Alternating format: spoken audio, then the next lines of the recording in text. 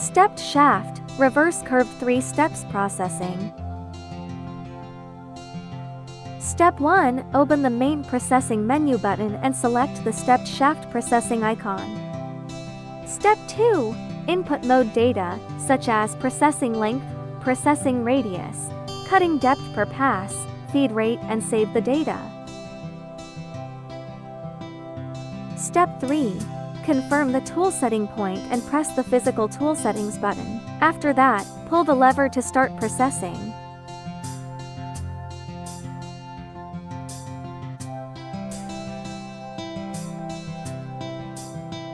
Step 4, after processing is completed, pull back the rotation and feed axis direction lever.